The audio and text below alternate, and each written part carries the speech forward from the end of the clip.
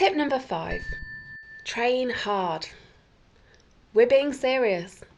Snoring can also be caused by soft tissue getting vibrated by the air you breathe, which then makes a noise. And that's exactly what your training can address. Not with dumbbells, but with products such as Faceformer and Dragon Pearl. You do certain exercises with them in your mouth, and that tightens up your throat tissue. It's a bit like a Tums and thighs workout, but just in a different part of the body. And the best thing about it is that if you work out diligently, you'll eventually be able to sleep without mouthpieces, nasal dilators, and other similar products. If you don't want to train, you can also go under the knife. There are various surgical methods for removing excess tissue, but more about that in another video.